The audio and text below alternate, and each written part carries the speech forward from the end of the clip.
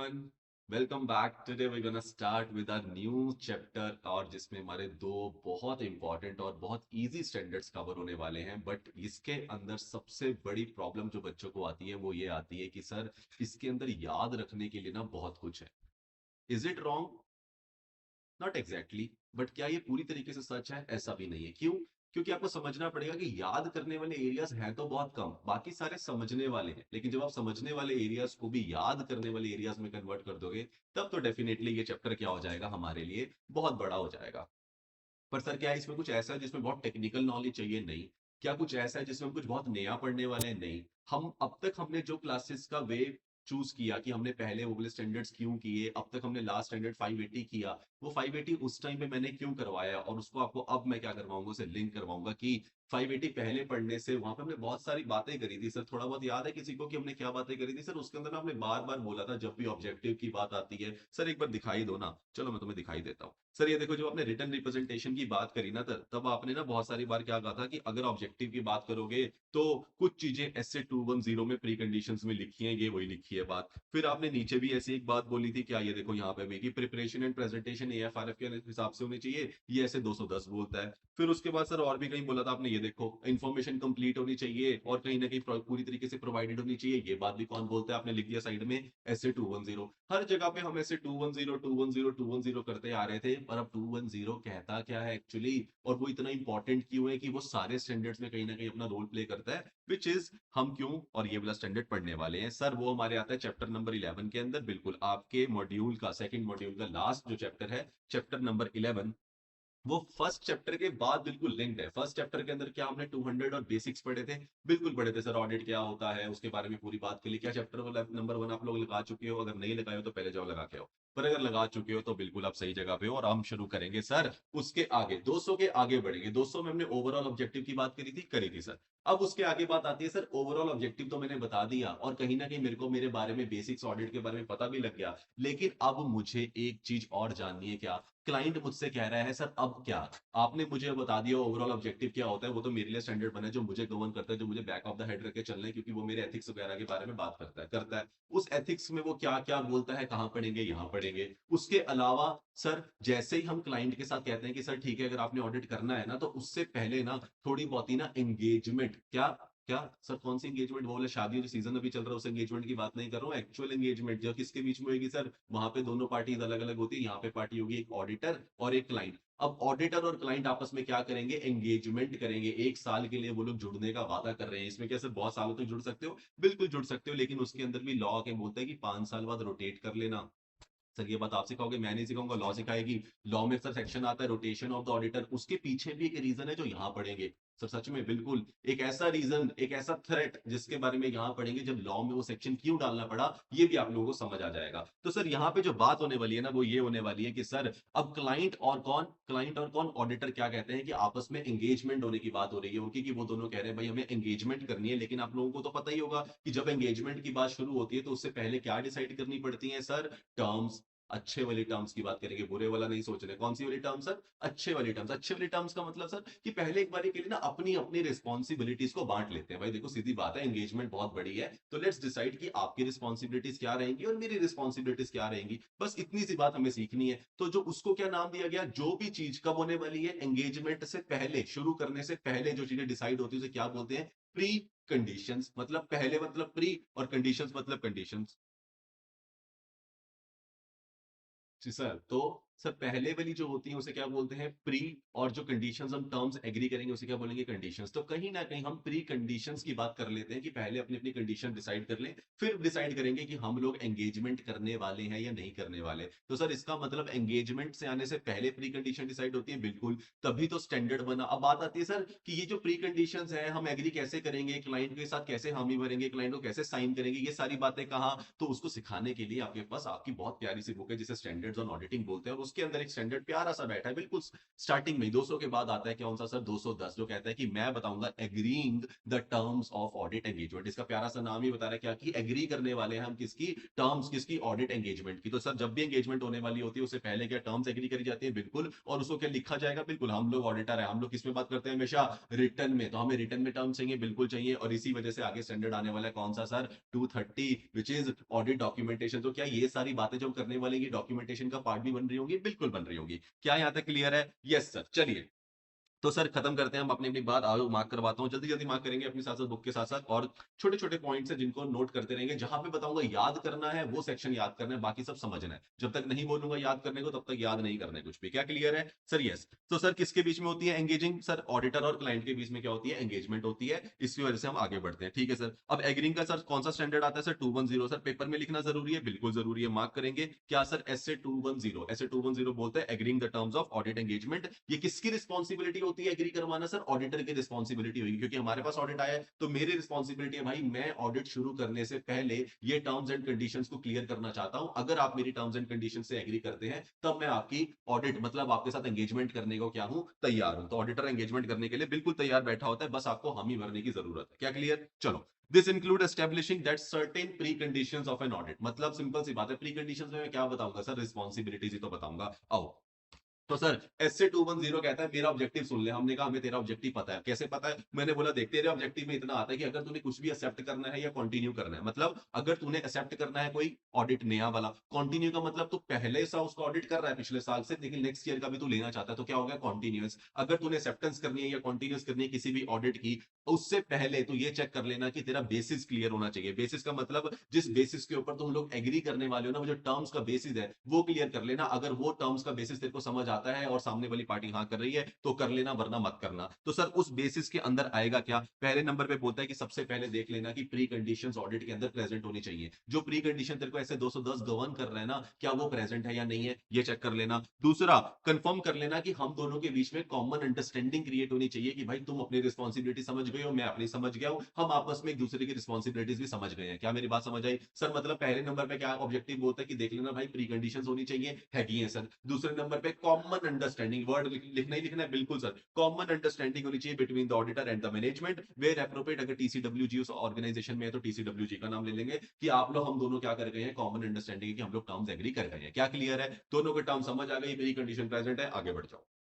ठीक है sir. Sir pre conditions के अंदर अब क्या आता है सर? प्री कंडीशंस बहुत प्यारा सा है, याद है आपको, देखो मैंने लिखा भी याद है आपको, ऐसे 580 बहुत जगहों पे अपने प्री कंडीशंस की ही बात करी थी, वो जो मैं भी आपको दिखा के आया, वही प्री कंडीशंस कहां लिखी है सर? यहाँ पे लिखी है सर। प्री कंडीशंस के अंदर क्या आता है, पहले नंबर पे पढ़ते हैं सर। पहले नंबर पे तो सिंपल सी बात क्या आता है, जब भी तू फाइनेंशियल रिपोर्टिंग, जब तू फाइनेंशियल रिपोर्टिंग की बात करेगा, जब भी मेरे सामने तू फाइनेंशियल स्टेटमेंट्स लाने की बात करेगा, देने की बात करेगा मुझे, तो ऑडिटर क्या बोल रहा है, हे मैनेजमेंट याद रखना कि क्या, कि तूने जो फाइनेंशियल रिपोर्टिंग फ्रेमवर्क चूज किया हो ना वो एक्सेप्टेबल होने चाहिए। क्योंकि मेरी कहानी सिंपल शुरू होती है AFRF से, कि जो मेरा अकाउंटिंग प्रैक्टिसेस जिसकी हम बात करते हैं, accounting policies, accounting disclosure, accounting estimate, क्या ये सब बातें तुमको याद है सर? याद है, बिल्कुल आप ये सब कवर करवा चुके हो, बहुत ही बढ़िया। तो सर सिंपल सी बात कह रहा है, क्या बात कह रहा है कि सर प्री कंडीशंस की क्या कर लेना, चेक कर लेना। और प्री कंडीशंस के अंदर पहला पॉइंट कहां से शुरू होता है, फाइनेंशियल स्टेटमेंट देने ही आएगा आपको कि सर लो लो, तो आप तुम मांग रहे हो। मैंने कहा सबसे पहले पहले डिटरमाइन कर क्या, कि तूने AFRF एक्सेप्टेबल होना चाहिए, कि मतलब एक्सेप्टेबल फाइनेंशियल रिपोर्टिंग फ्रेमवर्क है, हाँ है, बहुत बढ़िया। एंड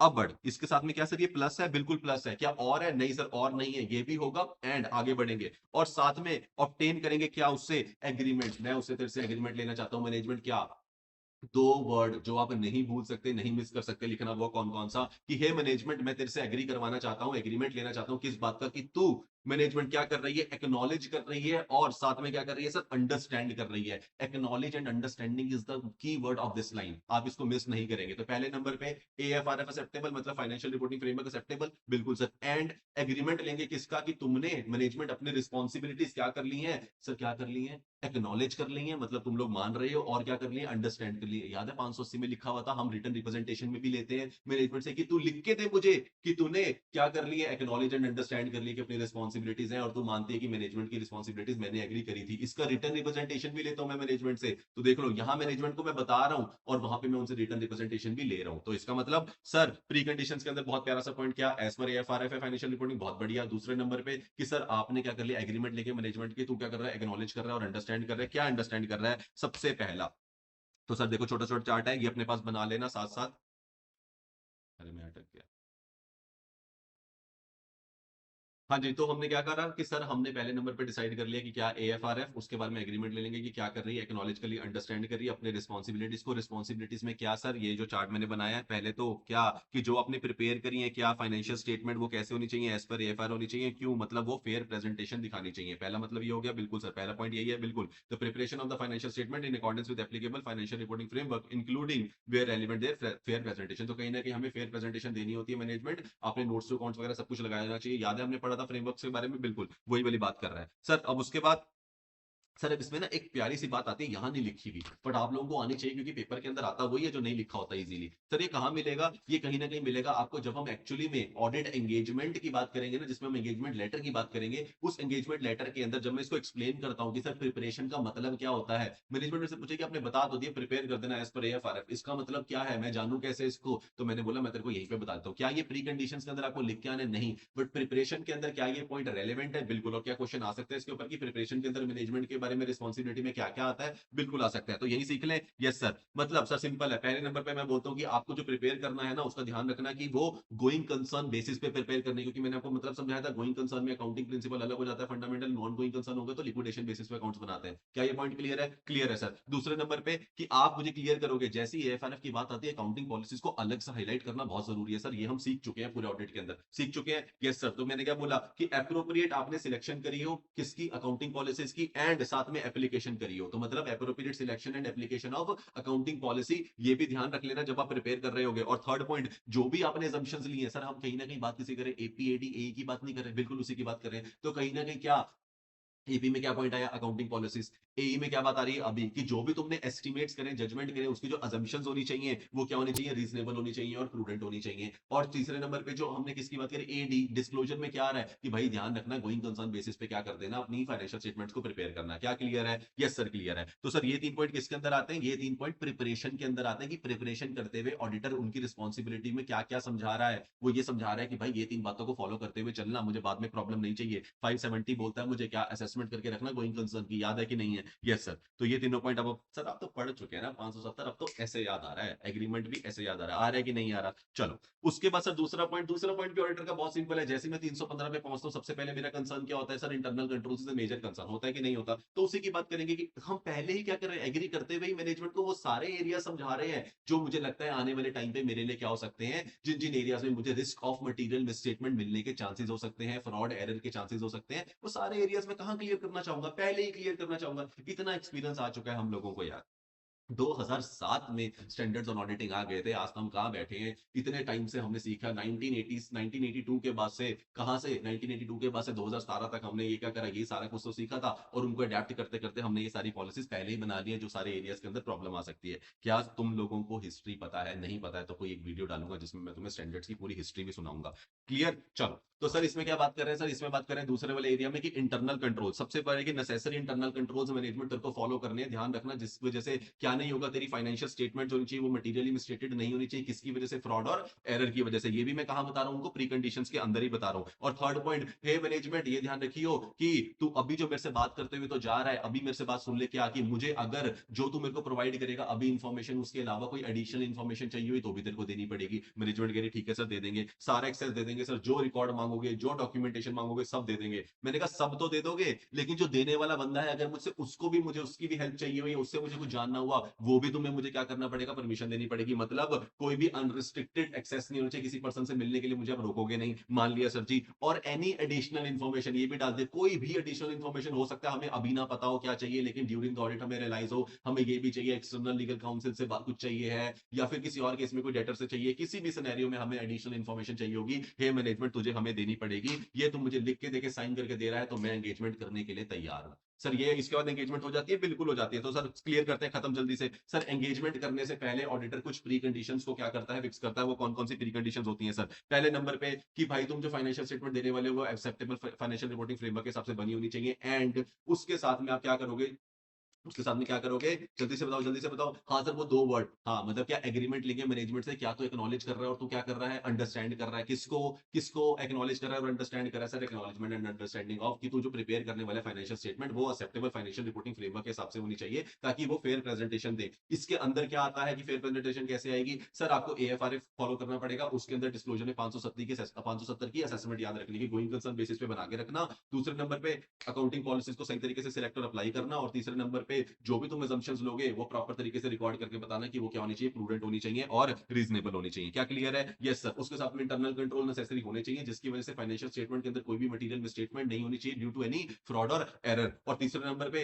ऑडिटर को प्रोवाइड करता है कि कोई भी एडिशनल इन्फॉर्मेशन चाहिए ले ले, एक्सेस टू ऑल इन्फॉर्मेशन, कोई भी रिकॉर्ड वगैरह चाहिए ले ले, और unrestricted access to personnel in the organisation. ये सारा कुछ भी क्या है आपको दे आएगा। क्या ये साइड में चार्ट बना हुआ क्लियर है? बिल्कुल क्लियर है। बस इस चार्ट को बना लो, द्वारा द्वारा बुक से नहीं पढ़ना है, बस यहाँ से क्लियर करना, और आप लोगों के पास बना हुआ होगा तो बहुत बढ़िया। चलिए सर, अब अगर वो मैनेजमेंट बोलती है हाँ हाँ हाँ करती जाते, तो मैं बोलता हूँ अगर आपने सारी बातों पे हाँ हाँ हाँ कर ही दिया है तो क्यों ना इन बातों को बोलने से ज्यादा थोड़ा लिख लिया जाए। तो जैसे हम लिखने की बात करते हैं तो एक लेटर खोलते हैं, और लेटर को क्या बोलते हैं? Audit engagement letter. तो आ जाओ जल्दी से सर। जब हम एग्रीमेंट करते हैं टर्म्स को, उसको कहीं लिखते हैं? बिल्कुल लिखते हैं।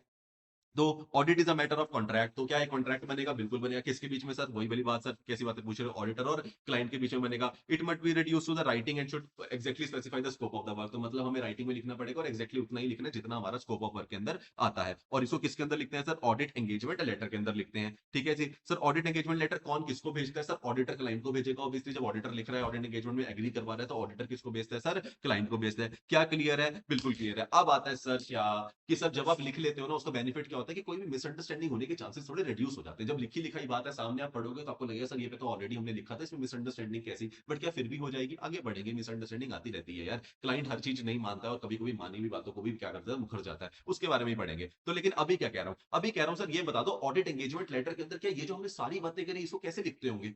तो इसको कोई ब्रीफिंग भी तो करते होंगे ना, इसको स्कोप को थोड़ा लिमिटाइज भी तो करते होंगे। एक एंगेजमेंट लेटर कितनी प्यारी खूबसूरत सी चीज होती है, आप लोगों ने देखी है? नहीं देखी तो देखना, वरना मैं दिखा दूंगा। तो सर एंगेजमेंट लेटर के अंदर क्या सारी बातें ऐसे ही मतलब कि अपने आप इंग्लिश में नॉर्मल तरीके से लिखी होती? नहीं नहीं नहीं, जब आप ऑडिट की बात करते हो तो ऑडिट के तरीके से लिखेंगे। सर क्या क्या लिखेंगे सर? सबसे पहले लिखूंगा मैं कि देख भाई ऐसा है, मैंने तेरे को ऊपर 210 के अंदर अपना ऑब्जेक्टिव सुनाया था, बिल्कुल, और अभी हमने स्कोप फाइनलाइज कर लिया या नहीं कर लिया? तो मतलब मेरा ऑब्जेक्टिव और मेरा स्कोप जब तेरे को सुना चुका हूं लिख देता हूं। तो पहले नंबर पे objective and scope of the audit of financial statement, मैंने सिंपल तेरे को अपना ऑब्जेक्टिव एंड स्कोप बता दिया। अब बता दिया, अब बताने के बाद कहता हूं तेरी रिस्पॉन्सिबिलिटी मेरी रिस्पॉन्सिबिलिटी। तेरी रिस्पॉन्सिबिलिटी में आते हैं पहले responsibility of the auditor, responsibility of the management. Management की रिस्पॉन्सिबिलिटी में क्या आएगा कि भाई देख सिंपल है, अपनी पहली बात मत भूल जाना। पहली बात सर, बिल्कुल जो तेरे को मैंने बताया था ना कि एएफआरएफ के हिसाब से प्रिपेयर करना फाइनेंशियल स्टेटमेंट, वो बहुत जरूरी है भाई मेरे लिए। अगर तूने वो नहीं करा तो ऑडिट ही नहीं कर पाऊंगा मैं। तो सिंपल सी बात है कि भाई आइडेंटिफाई कर लेना सही से तुम्हारा कौन सा applicable financial reporting framework for the preparation of the financial statement. ये बहुत जरूरी बताइए किसकी रिस्पॉन्सिबिलिटी में आता होगा सर? ऑब्वियसली मैनेजमेंट की रिस्पॉन्सिबिलिटी में आता होगा। तो अब मैनेजमेंट की अच्छा, अब मुझे सिर्फ मेरी मेरी रिस्पॉन्सिबिलिटी लिख रहा है एंगेजमेंट लेटर में, अपना तो ऑब्जेक्टिव एंड स्कोप ही बताया मुझे। नहीं नहीं, मैं अपनी रिस्पॉन्सिबिलिटी भी लिखता हूँ। मेरी रिस्पॉन्सिबिलिटी सुन ले कि मेरे को क्या करना है। जब तू मुझे सही तरीके से फाइनेंशियल स्टेटमेंट देगा ना, तो टेंशन मतलब मैं भी तेरे को सामने से क्या दूंगा, एक अच्छी सी रिपोर्ट दूंगा। मतलब रेफरेंस दे रहा हूं मैं to the expected form and content of any report. मतलब मैं बता रहा हूं कि मेरा form and content of the report क्या रहेगा, जो मैं तेरे को ऑडिट करके दूंगा वो मैं बता रहा हूं, इशूड बाय द ऑडिटर। और मैं ना साथ में क्या करता हूं, मैं थोड़ा सा, मैं एज एन ऑडिटर हूं और क्लाइंट है, तो मैं थोड़ा सा क्या करता हूं, अपने को कवर करता हूं। ये बड़ा बड़ा प्यारा पॉइंट और आप लोग कर चुके हो, इसलिए अब आपको समझ आएगा क्या, कि सर उसके साथ में मैं एक स्टेटमेंट और ऐड कर देता हूं क्या, that there may be circumstances. कि मैं कितनी प्यारी बात कर रहा हूँ, कह रहा हूँ मैं देर में, मैं तो मैंने सिंपल बता दिया कि मेरा क्या रहेगा, एक एक्सपेक्टेड फॉर्म एंड रिपोर्ट रहेगी, जिसे ऑडिट रिपोर्ट बोलते हैं, इंडिपेंडेंट ऑडिटर रिपोर्ट। ये बता रहा हूँ कि मैं इंडिपेंडेंट ऑडिट रिपोर्ट दूंगा, दे दिया। एंड साथ में क्या कह रहा हूं कि मैं सर एक स्टेटमेंट भी दे देता हूं क्या, देयर मे बी सर्कमस्टांसेस, हो सकता है कोई सर्कमस्टांसेस होता है सर जिसके अंदर ना जो मेरी रिपोर्ट है may be differ from the expected form and content. मतलब जो मैं इंडिपेंडेंट ऑडिटर रिपोर्ट बनाने की बात कर रहा हूं, जो तूने देखी होगी, दूंगा मैं भी वही, लेकिन हो सकता है कुछ स्टेटमेंट कुछ सर्कमस्टांसेस के अंदर ना उसके अंदर थोड़ा बहुत चेंज आ जाए। अभी थोड़ा बहुत चेंज बता दो तुम, जल्दी से बता दो, जल्दी से बता दो, जल्दी से बता दो। देखो मेरा देख रहे हो तुम लोग, तो देख ही रहे हो ना स्क्रीन पे सर, हमें तो दिख रहा है आपने क्या मार्क कर रखा है। सर जब भी हम ये वाली बात करते हैं, ये लाइन यहाँ पता क्यों लिखी गई, क्योंकि किसी किसी में क्या लगेगा, अगर गोइंग कंसर्न वाला एरिया आ गया, तो पैरा नंबर 5 पढ़ा था 700 में, सर याद है बहुत अच्छे से। तो वो मुर्ग पैरा आता है, बिल्कुल, क्या वो हर किसी में आता है? नहीं सर, किसी किसी में आता है। यस, तो क्या उससे फॉर्म एंड कंटेंट चेंज हो जाएगी? हो सकती है। तो पहला नंबर मुर्ग पैरा। दूसरा क्या आता है सर, की ऑडिट मैटर एस 701, ये वाला भी क्या इस वजह से भी रिपोर्ट चेंज हो सकती है? बिल्कुल, नॉर्मल कंटेंट से डिफरेंट हो जाएगी। यस हो जाएगी। और एम्फेसिस ऑफ मैटर और अदर मैटर पैरा, तो कहीं ना कहीं वो जो हमने क्या पढ़ा सर, गोइंग कंसर्न पैरा पढ़ा, SS701 पढ़ा, 706 पढ़ा, ये रिपोर्ट के अंदर, हर रिपोर्ट के अंदर भी नहीं आएंगे पर किसी किसी के अंदर आएंगे, जिसकी वजह से ऑडिटर ये भी डाल देता है। कल मैनेजमेंट ये ना बोले कि आप, मैंने तो वही सोचा था कि आप मुझे नॉर्मल रिपोर्ट दोगे, ये तो आपने अलग रिपोर्ट दे दी। नहीं, मैंने बताया था कि तो अगर सर्कमस्टांसेस मुझे लगे तो मेरी रिपोर्ट का फॉर्म एंड कंटेंट भी क्या हो सकता है, चेंज हो सकता है। क्या तुम्हें ये बात पता थी? मुझे पता है तुम लोगों को ये बात नहीं पता थी। तो अगर नहीं पता थी तो लिख लो प्लीज अपने नोट्स के अंदर जाके कि ये जो इसका मतलब है, ये तुम लाइन सिर्फ ऐसे रट के आगे बढ़ जाते हो और फिर कहते हो सर हमें हर चीज लर्न करनी पड़ती है। लर्न नहीं करनी पड़ती, बहुत क्लियर है। इंडिपेंडेंट ऑडिटर रिपोर्ट ले ले, और साथ में मैं बता रहा हूँ भाई, अगर मुझे लगा कि मुर्ग पैरा की जरूरत पड़ी तो डालना पड़ेगा, इस वजह से पहले ही बता देता हूँ कि फॉर्म एंड कंटेंट में कुछ चेंज आ सकता है अगर सर्कमस्टांसेस मुझे दिखे। सिंपल सी बात है। क्या इसको याद रखने की जरूरत है? बिल्कुल नहीं। क्या क्लियर है मेरी बात? यस। चलो सर, बहुत आगे, बहुत आगे, बहुत आगे। अब उसके बाद एक छोटी सी बात आती है, क्या वो सिंपल सी बात होता है कि अगर ना कभी कभी क्या सिचुएशन होती है कि कभी कभी उस मैनेजमेंट ने, जो उस कंपनी है, उस क्लाइंट है हमारा, उसके लिए लॉ एंड रेगुलेशन ने ऑलरेडी क्या होती है, टर्म्स एंड एंगेजमेंट्स को क्या कर दिया होता है, टर्म्स को ऑलरेडी प्रिस्क्राइब कर दिया होता है। मतलब क्लियरली लॉ एंड रेगुलेशन ने लिख दिया कि ये टर्म्स है ऑडिटर तेरी, जिसके साथ में तूने ऑडिट करवाना है। क्लाइंट को बता दिया कि हे क्लाइंट, तेरे पास ये ऑडिटर आएगा और ये ऑडिटर क्या करेगा, तेरा ऑडिट करेगा, ये तेरी टर्म्स एंड कंडीशन है। जब लॉ एंड रेगुलेशन ही क्या कर चुकी है, प्रिस्क्राइब कर चुकी है, तो क्या ऑडिटर को दोबारा दोबारा से वो सारी मेहनत करने की जरूरत है? दोबारा एंगेजमेंट लेटर भेजो, ये सब लिख के भेजो, क्या जरूरत है? नहीं सर, बिल्कुल जरूरत नहीं है। तो answer is big no. If law and regulation already prescribe the terms of audit engagement, then auditor को खुद से क्या देने की जरूरत नहीं है, और ऑडिट एंगेजमेंट की टर्म्स लिखने की जरूरत नहीं है, कोई लेटर देने की जरूरत नहीं है। क्या क्लियर है? यस सर, बिल्कुल क्लियर है। अगर आप देखोगे ये क्या है सर, एग्जाम्पल एंगेजमेंट लेटर का लो लगा हुआ है, बहुत प्यारा सा लगा हुआ है। क्या सर, एंगेजमेंट लेटर दिखती कैसी है? ऐसे दिखती है। इसमें क्या आता है, किसको आप बोर्ड को भेज रहे हो, उसके मेंबर को भेज रहे हो, ऑब्जेक्टिव बता दोगे कि सर मेरा ऑब्जेक्टिव क्या है, इसके अंदर मैं आ रहा हूँ क्या करने, ऑडिट करने, अपनी बैलेंस शीट का, P&L का, कैश फ्लो का, और सारी की सारी कोई भी अदर एक्सप्लेनेटरी इन्फॉर्मेशन या नोट्स अकाउंट्स की बात कर रहा है। फिर वो कंफर्म करोगे आप अपना ऑब्जेक्टिव क्या है। आप बताओगे कि मैं रीजनेबल अश्योरेंस देने आ रहा हूँ, मुझे चाहिए फाइनेंशियल स्टेटमेंट फ्री होनी चाहिए, किससे, कोई भी फ्रॉड और एरर से नहीं होनी चाहिए। मैं जो ऑडिट करूंगा वो किसके बेसिस पे करूंगा, स्टैंडर्ड्स ऑन ऑडिटिंग के बेसिस पे करूंगा। फिर आता है सर रिस्पॉन्सिबिलिटी ऑडिटर की। ऑडिटर की रिस्पॉन्सिबिलिटी में क्या है कि ऐसे ऐसे कर रहा हूँ, एथिकल रिक्वायरमेंट्स। क्या याद है तुम लोगों को वो ओपिनियन पैराग्राफ के अंदर वो 4 बने हुए कॉलम? सर बहुत अच्छे से याद है सर, 700 तो रट लिया हमने। क्या याद है सर? उसके अंदर आप क्लियर लिखते हो ऐसे के हिसाब से हुआ है, मैं एथिकल रिक्वायरमेंट्स के हिसाब से करूंगा as per the C act 1949। क्या वो सारी बातें हम लोगों ने पढ़ी है? बिल्कुल वही बातें रिपीट कर रहा है सर। मैं मेंटेन करूंगा प्रोफेशनल स्केप्टिज्म। सर ये क्या होता है? अभी आऊंगा इसके ऊपर थोड़ा बाद में, ये भी सिखाऊंगा प्रोफेशनल स्केप्टिज्म क्या होता है। वेरी वेरी इंपॉर्टेंट टॉपिक होता है, बस ये बात याद रख लो अभी के लिए। सर उसके अंदर क्या कहता है, आइडेंटिफाई एंड असेस करूंगा risk of material statement. Sir अब ये बातें कितनी नॉर्मल लग रही है ना, यही मैं तुम्हें पहले पढ़ा रहा होता ना 200 एक बार स्टैंडर्ड नंबर चैप्टर नंबर 1 के बाद चैप्टर नंबर 11, तो तुम कहते सर इसका क्या मतलब होता है आइडेंटिफाई एंड असेस करने का। अब तुम लोगों को सारी बातें पता है, क्योंकि तुम लोगों ने मेरा पहला लेक्चर 315 330 बहुत अच्छे से लगाया होगा, ये मैं मान के चल रहा हूँ। यस और नो? Yes sir. तो सर आइडेंटिफाई करूंगा रिस्क ऑफ मटेरियल स्टेटमेंट, किसकी वजह से, कोई फ्रॉड और एरर की वजह से। यस और नो? यही करता हूँ बिल्कुल। उसके बाद अंडरस्टैंडिंग करूंगा इंटरनल कंट्रोल की। सर सारी बातें 315 वाली है क्या? बिल्कुल 315, 315 सर, सब 315 15 लिख के चलो, आपको याद रहेगा। उसके बाद एप्रोप्रिएटनेस ऑफ अकाउंटिंग पॉलिसीज को चेक करना मेरा काम है, अकाउंटिंग एस्टिमेट्स को चेक करना, भाई वैल्यूएट कर लेना कि सही तरीके से आपने डिस्क्लोज वगैरह करे हो क्या। APADA की बात करते हैं, हाँ। तो मैनेजमेंट की रिस्पॉन्सिबिलिटी में तो हमेशा हमेशा AFRF आएगा या नहीं आएगा? बिल्कुल आएगा सर। और appropriateness of the use of the going concern, क्या ये भी आ रहा है? बिल्कुल आ रहा है। क्या ये बातें तुम्हें समझ आ गई मैं कहां से लाया हूं? बिल्कुल। और ओवरऑल प्रेजेंटेशन एंड स्ट्रक्चर को भी क्या करना, सही तरीके से करना, ताकि फेयर प्रेजेंटेशन हो। तो क्या फेयर प्रेजेंटेशन फ्रेमवर्क की बात कर रहा है? बिल्कुल कर रहा है sir. Responsibilities of the, sorry यहाँ पे किसकी रिस्पॉन्सिबिलिटी थी? ऑडिटर की रिस्पॉन्सिबिलिटी की हम बात कर रहे थे। पहले आइडेंटिफाइड असेस करेगा, इंटरनल कंट्रोल्स के ऊपर अंडरस्टैंडिंग लेगा, अकाउंटिंग पॉलिसी वगैरह चेक करेगा गोइंग कंसर्न की असेसमेंट सही तरीके से करिए या नहीं करिए, और तुम लोगों ने वैसे प्रिपेयर करा या नहीं करा, ये सारी बातें कर लेगा। उसके बाद मैनेजमेंट की रिस्पॉन्सिबिलिटी में वही बातें जो मैं तुम लोगों को सिखा के आ रहा था ऊपर, ये यहाँ लिखी होती है। यहाँ लिखी होती है। जब वो क्या करता है कि भाई तू एक्नॉलेज एंड अंडरस्टैंड कर, क्या प्रिपरेशन में going concern basis, accounting policies और जजमेंट एंड एस्टिमेशन जो भी होने चाहिए वो क्या होने चाहिए, रीजनेबल एंड प्रूडेंट होनी चाहिए। क्या तुम्हें ये बात समझ आ गई? आ गई सर। इंटरनल कंट्रोल्स की बात यहाँ हम कर चुके हैं। ये सारा कुछ ऑल टाइम एक्सेस देगा, तो मुझे एडिशनल इन्फॉर्मेशन देगा, तो मुझे क्या, ये सारी बातें कर चुके हैं। लिस्टेड एक्सेस ये भी कर चुके हैं। क्या तुम्हें दिख गई ये सुंदर सी प्यारी सी एंगेजमेंट लेटर? या यही सारी बातें हम उत्तर करके आए हैं? बिल्कुल सर। चलो आगे बढ़ते हैं सर। अब आते हैं छोटी छोटी बातें, और बहुत जल्दी 210 खत्म हो जाएगा, क्योंकि हमने मेन हिस्सा तो पढ़ ही लिया है सर। सर मेन हिस्सा क्या है सर? ये यहां से पढ़ा दूं तुम लोगों को क्या, या मैं सोच रहा हूँ तुम लोगों को एक प्यारा सा चार्ट दिखा के वहीं से खत्म करा दूं क्या? सर कुछ ऐसा कर दो कि मजा आ जाए। चलो आ जाओ आ जाओ आ जाओ आ जाओ। सर कहाँ से पढ़ाएंगे?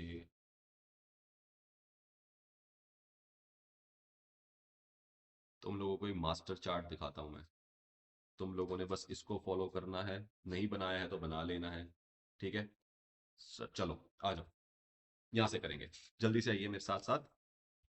सर अगर ऑडिटर कहता है कि not to accept proposal audit engagement by the auditor, sir क्या कहना क्या चाह रहा है कि ऑडिटर ने जो ऑडिट एंगेजमेंट है उसे क्या नहीं करनी चाहिए, एक्सेप्ट नहीं करनी चाहिए। किस केस में ऑडिटर को ऑडिट एंगेजमेंट हमने एक्सेप्टेंस की बात कर ली, बिल्कुल सेट आउट कर लिया, यस। पर क्या कोई ऐसा सिनेरियो हो सकता है सर जो ऑडिटर को क्या नहीं करनी चाहिए, ऑडिट एंगेजमेंट को नहीं मानना चाहिए? बिल्कुल हो सकता है। ये बातें याद रखनी ज्यादा जरूरी कि क्या नहीं करना, क्या करना है इंपॉर्टेंट, क्या होता है क्या नहीं करना। Yes sir. तो सर मतलब क्या पहले नंबर पे प्री कंडीशंस प्रेजेंट ही ना हो। अरे यार जो बात करते हुए आ रहे हैं वही वाली बात हुई ना कि पहले तो देख ले भाई ऑडिटर, तेने जो प्री कंडीशंस वगैरह सब कुछ बताई थी, रिस्पांसिबिलिटीज वगैरह, वो सर उसमें क्या क्या एएफआरएफ के हिसाब से ही नहीं बनी हुई, एएफआरएफ अनएक्सेप्टेबल है। क्या पहला वाला पॉइंट खत्म हो गया, एंड वाला? Yes sir. दूसरा, मैनेजमेंट ने अंडरस्टैंड एक्नॉलेज नहीं करी अपनी रिस्पांसिबिलिटीज। इसका मतलब क्या नहीं करा, प्रिपरेशन एंड फाइनेंशियल क्या नहीं करी, और इंटरनल कंट्रोल्स भी और इन्फॉर्मेशन वगैरह देने को भी मना कर दिया। क्या ये सारी बातें प्री कंडीशंस वाली हैं? अगर इनमें से कुछ भी नहीं होगा तो नहीं करेंगे, नहीं करेंगे। दूसरा क्या है, दूसरा है सर लिमिटेशन लगाना स्कोप ऑफ ऑडिट के ऊपर। मतलब जिसकी वजह से मुझे डिस्क्लेमर ऑफ ओपिनियन देना पड़े, ऐसी नौबत आ रही है। मतलब मैनेजमेंट को मैं कुछ भी पूछ रहा हूँ, मैनेजमेंट से याद है हमने ऐसे 580 में बोला था भाई मुझे रिटर्न रिप्रेजेंटेशन चाहिए इस बारे में। अगर मैनेजमेंट रिटर्न रिप्रेजेंटेशन, अब तुम्हें 500 से याद हो गया ना, तुम्हें ये वाली लाइन भी बिल्कुल प्रॉब्लम नहीं दे रही। समझ रहे हो 580 को पहले पढ़ना कितना बड़ा इंपॉर्टेंस है? समझ रहे हैं सर? तो मतलब सिंपल सी बात है सर, 580 में सिंपल बात करती है कि रिटर्न रिप्रेजेंटेशन या किसी भी चीज के बारे में अगर इन्फॉर्मेशन मांगी जाए मैनेजमेंट को देनी पड़ती है। ये तो हम प्री कंडीशन में बता के आते हैं। अब मैनेजमेंट कह रही है नहीं नहीं मेरे को तो याद नहीं ऐसी कोई बात हुई थी, मैं तो नहीं दूंगा, मैं आपको ये डेटर से इन्फॉर्मेशन नहीं दूंगा, या मैं एक्सटर्नल लीगल काउंसिल से आपको लिस्ट नहीं लेने दूंगा लिटिगेशन एंड क्लेम की। अगर ऐसे सिनेरियोस के अंदर आपने मुझे डाला तो इसका मतलब होगा कि मैं यही नहीं जज कर पाऊंगा क्या कि मेरे को रीजनेबल एश्योरेंस ही नहीं मिलेगी कि एक्चुअली में कुछ क्या है, मटीरियली में स्टेटेड है या नहीं है। ऐसे में मैं क्या करता हूँ, डिस्क्लेमर ऑफ ओपिनियन देता हूँ, हाथ खड़े कर देता हूँ। इस वजह से मैं क्या करता हूँ, मुझे एक्सेप्ट ही नहीं करना चाहिए क्या, unless required by law regulation. मतलब मुझे एक्सेप्ट नहीं करना है अगर मेरी लिमिटेशन लगाई जाए मेरे स्कोप ऑफ ऑडिट के ऊपर, अनलेस अगर मुझे लॉ रेगुलेशन ने बोला तुझे करके ही देना, तुझे रिपोर्ट देनी ही देनी है, तब मुझे करना पड़ेगा। और वो सारे एरियाज को मैं क्या कर दूंगा अपने रिपोर्ट में फिर एडवर्स रिमार्क्स के अंदर डाल दूंगा कि ये सारी चीजों को मुझे प्रोवाइड नहीं किया, इसके बिना भी मैंने रिपोर्ट दे दी क्योंकि मेरे को लॉ रेगुलेशन ने बोला हुआ था। क्या क्लियर है? Yes sir. तो सर कौन से दो एरियाज हो गए, अगर प्री कंडीशंस ना मिले पहला एरिया तब मत एक्सेप्ट करो, दूसरा अगर लिमिटेशन लगाई जाए तब मत एक्सेप्ट करो। क्या क्लियर है मेरी बात? Yes sir. दूसरा, अब सर बहुत इंपॉर्टेंट मतलब एक फ्लो में पढ़ना है इसको, और फ्लो में पढ़ोगे तो मजा आ जाएगा। और यही बातें जो तुम्हें लगता है याद करनी पड़ती है, अभी कुछ याद नहीं करना पड़ेगा, सिर्फ जो याद करना पड़ेगा वो भी बताऊंगा, जिसके ऊपर क्वेश्चन आएगा वो भी बता दूंगा। ठीक है चलो आ जाओ सर। चेंज अगर मांग रहा है क्या, टर्म्स ऑफ ऑडिट एंगेजमेंट, अगर नौबत आती है कि हमें ऑडिट एंगेजमेंट की सर इतनी देर लगा के इतनी सारी बातें करके एंगेजमेंट करी थी, आज मैनेजमेंट कह रही है कि सर कुछ चेंज मांगता है। अरे भाई चेंज की बात करनी थी तो पहले करनी थी जब सब कुछ लिखा जा रहा था, अब तो सब कुछ लिखा जा चुका है, अब क्या चेंज चाहिए? अगर चेंज चाहिए होगा तो सबसे पहले मेरा सवाल होगा मैनेजमेंट से कि देख मैनेजमेंट, मुझे चेंज से प्रॉब्लम नहीं है अनटिल एंड अनलेस तुम मेरे पास एक रीजनेबल जस्टिफिकेशन के साथ आओ। पहले तो ये वर्ड याद करना पड़ेगा बिल्कुल माइंड में बिठा लो। क्या रीजनेबल जस्टिफिकेशन होनी चाहिए अगर आप किसी भी चेंज के बारे में बात करना चाहते हो, तो यहां से आगे बढ़ेगी कहानी। तो सर पहले पढ़ते हैं इसके लिए सबसे पहला टॉपिक विच इज वाई, कि चेंज के रीजंस क्या है, किस वजह से चेंज हो सकता है, टर्म्स में चेंज करना पड़ सकता है। क्या जेन्युइन रीजन हो सकता है सर? बिल्कुल answer is yes, there are many areas जहां पे एक्चुअल में जेन्युइन रीजन की वजह से भी ऑडिट एंगेजमेंट की टर्म्स में बदलाव आए हैं सर, बिल्कुल आए हैं। लेकिन हम बात करते हैं सर वो जेन्युइन और नॉन जेन्युइन का पता कैसे लगता है, ये बहुत इंपॉर्टेंट है। सर पहले नंबर पे क्या कह रहा है, अगर आपको चेंज करना है उसका पहला रीजन हो सकता है क्या, change in the circumstances affecting the need of service. Sir कुछ चेंज ना सर्कमस्टांसेस में कुछ चेंज आ गए, जब पहले हम बात कर रहे थे तब चीजें अलग थी, आज चीजें अलग हो चुकी हैं। दूसरा, इसको एग्जांपल के साथ समझाऊंगा, वेट करो। दूसरा, मिसअंडरस्टैंडिंग हो गई है regarding the nature of the audit. Sir जो नेचर ऑफ द ऑडिट के बारे में बात करी थी ना, ध्यान नहीं दिया, हम गलत तरीके से समझ गए उसको, मिसअंडरस्टैंडिंग हो गई है। उस दिन पे हम जो एग्री कर रहे थे, हमें लगा हम अपने तरीके से हम ऐसा कहना चाह रहे हैं, आप अपने तरीके से ऐसा कहना चाह रहे थे, और उसकी वजह से ना थोड़ी बहुत मिसअंडरस्टैंडिंग हो गई सर। चलो ठीक है। और लास्ट में restriction on the scope of audit के चक्कर में भी क्या करना पड़ सकता है, चेंज लगाना पड़ सकता है, किसके अंदर, टर्म्स के अंदर चेंज करना पड़ सकता है। सर ये तीन एरियाज है, देखो सुनने से ही पता चल रहा है, अगर सर्कमस्टांसेस बदल गए तो ठीक है यार, पहले नहीं पता था अब हो गया, क्या जेन्युइन रीजन लग रहा है सर। अगर मिसअंडरस्टैंडिंग हो गई और ऑडिटर को भी लगा हाँ यार वो गलत समझ गए, चलो कोई बात नहीं, बेनिफिट ऑफ डाउट दे देते हैं, चेंज करना सही लग रहा है। लेकिन अगर आप restriction on the terms of the audit की बात करेंगे, क्या ये तो मेरे को जेन्युइन रीजन लग रहा है, चेंज का नहीं लग रहा सर। तो ये वाली चीज आपको खुद ही समझा रही है कि ये वाली रीजनेबल जस्टिफिकेशन नहीं लग रही है, बाकी दोनों लग रही है। यहां तक क्लियर हो? अगर ये सही समझ पा रहे हो तो आप लोग बहुत सही ट्रैक पे चल रहे हो। सर अब एग्जांपल से समझा दो। देखो सिंपल सी बात है, चेंज इन द सर्कमस्टांसेस का मतलब क्या होता है। मेरे पास क्यों आया था क्लाइंट, मेरे को क्लाइंट ने बोला सर मेरे को ना बैंक पर्पस के लिए ना ऑडिट आपसे ऑडिट करवाना है, मेरे को उन्होंने बोला स्टैट्यूटरी ऑडिट करवा लो, रिपोर्ट लेके आ जाना, ऑडिटर की साइन वगैरह करवा के यूडीआई होना चाहिए, अगर होगा तो मैं मान लो लेट से लोन लेना है तो मैं आपको लोन दे दूंगा, या जो भी मेरे बैंकिंग का काम है मुझे वो करवाने के लिए क्या चाहिए आपसे, मुझे वो मेरे से ऑडिट रिपोर्ट मांग रहे हैं, मैं आपके पास आया। अब जब मैंने आपसे ऑडिट रिपोर्ट की बात करी उस दिन पे मेरे को चाहिए था, ड्यूरिंग द टाइम मेरे को क्या हुआ, मुझे कहीं ना कहीं से क्या हो गया, मेरे को एक्चुअली में फंड्स मैनेज हो गए, कहीं ना कहीं से मेरे को कोई एक्सटर्नल सोर्सेज से फंड्स हो गए, अब मुझे क्या नहीं चाहिए, बैंक से लोन नहीं चाहिए। चाहिए। अगर किसी भी केस में सर्कमस्टांसेस चेंज होगा कि मुझे पहले जो चीज चाहिए थी, अब मुझे ऑडिट रिपोर्ट ही नहीं चाहिए, अब मेरे को ऑडिट रिपोर्ट की रिक्वायरमेंट ही नहीं है, अब मुझे सिर्फ आप ऐसा करो रिव्यू करके दे दो कि मेरी फाइनेंशियल सही है या नहीं है। मतलब कहीं ना कहीं मैं क्या कर रहा हूँ कि मेरे सर्कमस्टांसेस बदल गए, पहले ऑडिट करवाना था अब नहीं करवाना। अगर ऐसा कुछ सिनेरियो हो जाएगा तो क्या टर्म्स को चेंज करना पड़ेगा, पहले वो ऑडिट करवा था वो कह रहा है रिव्यू करके दे दो, क्या इन दोनों में फर्क है? क्या हम लोग चैप्टर नंबर 1 पढ़ के आए थे एंगेजमेंट स्टैंडर्ड, वो सारे यहाँ लगेंगे, याद है या नहीं है? यस सर याद है। तो सर कौन सा वाला लग रहा है यहाँ पे, स्टैंडर्ड्स वाला एस आर ईज लग रहे हैं कि नहीं लग रहे? बिल्कुल सर लग रहे हैं, रिव्यू एंगेजमेंट वाला स्टैंडर्ड लग रहा है, 2400 की सीरीज जो होती है हमारी, तो कहीं ना कहीं वो वाली बात कर रहा है। तो अगर वो शिफ्ट कर जाता है किससे, ऑडिट से रिव्यू पे शिफ्ट कर जाता है या किसी रीजन की वजह से चेंज हो जाती है, तो इस वाले केस को क्या मानेंगे, इस वाले टीम से क्या टर्म्स चेंज करनी पड़ेगी? Yes sir. दूसरा, misunderstanding regarding the nature of the audit. अरे उसने मुझे बोला था कि सर ऐसा है, मुझे ना आपसे क्या चाहिए, मुझे आपसे एश्योरेंस चाहिए। अगर मेरे को क्लाइंट ने आके बोला मुझे आपसे एश्योरेंस चाहिए, मैं समझ गया कि क्लाइंट को नॉलेज तो बहुत है, सीधा एश्योरेंस की बात कर रहा है। अब ऑडिटर के लिए एश्योरेंस में सबसे पहले याद आता है उसको क्या, रीजनेबल एश्योरेंस। लेकिन उन भाई साहब को हमसे क्या चाहिए थी, लिमिटेड एश्योरेंस। अरे वो आया हमारे से रिव्यू के लिए था, हम कर बैठे ऑडिट, हम दोनों के बीच में क्या होगी, एश्योरेंस की वजह से मिसअंडरस्टैंडिंग हो गई, मैंने समझ लिया आर ए, उसने समझ लिया एल ए। तो अगर ऐसा कुछ हो जाए, क्या कंडीशंस को आपको, क्या टर्म्स को चेंज करना पड़ेगा? बिल्कुल करना पड़ेगा सर, जेन्युइन रीजन लग रहा है। लास्ट में आता है सर, क्या रेस्ट्रिक्शन लगाई जा रही है मेरे को स्कोप ऑफ ऑडिट है, मुझे कोई इंफॉर्मेशन देने को मना किया गया, मुझे कोई एक्शन लेने को मना किया गया, लेकिन उसके अंदर एक क्या छुपा है, एक छोटा सा हैक छुपा है। क्या सर, कि अगर आपने मना किया ना लेकिन उसके पीछे रीजन जेन्युइन है। रीजन जेन्युइन का मतलब कैसे हो सकता है? तो सर कहीं ना कोई ऑनगोइंग डिस्प्यूट चल रहा है किसी डेटर के साथ, लेट से, या किसी एक्सटर्नल लीगल काउंसिल के साथ। अगर मैं उनसे क्या करता हूं, कोई एक्सटर्नल इन्फॉर्मेशन मांग के कोई चीज करवाना चाहता हूं या उनसे एडिशनल इन्फॉर्मेशन लेना चाहता हूं, उसकी वजह से हो सकता है वो डिस्प्यूट कंपनी के फेवर में ना जाए। अगर ऐसा कोई रीजन है जो मुझे जेन्युइनली लग रहा है कि कंपनी किसी एक्चुअली डिस्प्यूट में है और मेरा ये एक्शन लेना सही नहीं होगा, तो उस वाले केस में अगर वो रेस्ट्रिक्शन लगा रही है तो मेरे को जेन्युइन रीजन के चक्कर में उन्हें क्या कर देना चाहिए कि मैं कहूंगा ठीक है सर कोई बात नहीं, मैं इस पर मान जाता हूं, मैं थोड़ी बहुत ही टर्म्स को क्या कर लेता हूं, चेंज कर लेता हूं, इस एरिया को मैं क्या कर देता हूं, छोड़ देता हूं। क्या मैं ऐसा कर सकता हूं? बिल्कुल कर सकता हूं। लेकिन अदरवाइज अगर विलिंगली मैनेजमेंट नहीं देना चाह रही होगी तो क्या आप करोगे? बिल्कुल नहीं करोगे। ये हम आगे पढ़ेंगे। क्या यहां तक क्लियर है सर? ये 3 पॉइंट याद रखने हैं, याद रखने हैं बिल्कुल सर। अब 3 बातें याद रखने वाली कौन सी है? पहला, सर्कमस्टांसेस में बदल जाना, कोई सर्विस जो मैंने ऑडिट की उन्होंने मांगी थी उसमें कोई चेंज आ जाना। दूसरा दूसरा जल्दी जल्दी दूसरा सर, मिसअंडरस्टैंडिंग हो जाना नेचर ऑफ ऑडिट से लेके। और तीसरे नंबर पे क्या है sir? Restriction on the scope of audit. क्या क्लियर है? Yes sir. आगे बढ़ते हैं। अब हमने वाई पढ़ लिया, अब वाई से आगे बढ़े सर। ये आया नीचे क्या, auditor to consider the justification. अब सर ऊपर की जो आपने बातें करी, ऑडिटर को उसके अंदर क्या सोचना पड़ेगा कि क्या वही जो मैंने वर्ड सिखाया, क्या क्या ये रीजनेबली जस्टिफाइड लग रहा है इनका ये चेंज? क्या वो रीजन ऊपर वाले जो 3 है मेरे, कौन कौन से सर? ये सी आर एम, जो मेरे ये तीनों सी आर एम है, क्या ये सी आर एम मुझे कहीं ना कहीं जस्टिफाइड लग रहे हैं या नहीं लग रहे हैं? अगर ऑडिटर को लगता है कि ये रीजनेबल मुझे लग रहे हैं या रीजनेबल मुझे नहीं लग रहे हैं, ये 2 बातें ऑडिटर समझता है। करेगा ऑडिटर? बिल्कुल करेगा सर। कौन सा पेन ले सर? हम ये ले लेते हैं। चलो, तो सर ऑडिटर ने क्या बोला कि रीजनेबल लग रहा है या नहीं लग रहा है, इसके बारे में सोचूंगा। अब रीजनेबल का मतलब क्या है सर? सर्कमस्टांसेस 1 वाला तो रीजनेबल लग रहा है, मिसअंडरस्टैंडिंग वाला भी लग रहा है, थर्ड वाला तभी लगेगा अगर डिस्प्यूट चल रहा होगा, अदरवाइज रीजनेबल नहीं लगेगा। क्या ये बात क्लियर है? बिल्कुल क्लियर है। अगर रीजनेबल नहीं लग रहा, जैसे कि कौन सा वाले रीजन में, थर्ड रीजन में हो सकता है सर। अब बात जो बहुत इंपॉर्टेंट याद रखनी रखनी है, मतलब पेपर के अंदर आएगा ही आएगा। तुम लोगों ने क्या, एक बात बताओ, लॉ पढ़ते हो सर? पढ़ते हैं। लॉ के अंदर प्रोविजंस पढ़ते हो सर? पढ़ते हैं, बिल्कुल पढ़ते हैं सर। सर और लॉ में आता ही क्या है, लेकिन इंपॉर्टेंट क्या मार्क कराया जाता है पता नहीं? तुम लोग स्टार किस में लगाते हो? जब इस प्रोविजन की एक्सेप्शन निकल के आती है, तुम्हें लगता है अरे अच्छा ये सब तो लगेगा, इन पे कंट्रीज भी या इन वाली कंपनीज में नहीं लगेगा। क्या तुम लोग ऐसी बात करते हो लॉ में? बिल्कुल। क्या ऑडिट में एक्सेप्शन नहीं हो सकती? ऑडिट क्या लॉ नहीं है? हमारा स्टैंडर्ड्स का लॉ है तो लॉ ही ना। तो इसमें भी एक एक्सेप्शन आती है, क्या कि सर अगर रिस्ट्रिक्शन लगाई गई है स्कोप पे बिकॉज इन्फॉर्मेशन, अगर आपने पहले तो डिस्प्यूट के चक्कर में मुझे रिस्ट्रिक्शन लगा रहे हो चलेगा, लेकिन डिस्प्यूट के चक्कर में ना लगा के ना आप क्या कर रहे हो, विलिंगली। विलिंगली का मतलब क्या है सर? विलिंगली आपने मना कर रहे हो, मुझे रिस्ट्रिक्शन लगा रहे हो। क्यों लगा रहे होगे पता है? क्योंकि आपने जो इन्फॉर्मेशन दी होगी वो होगी इनकरेक्ट,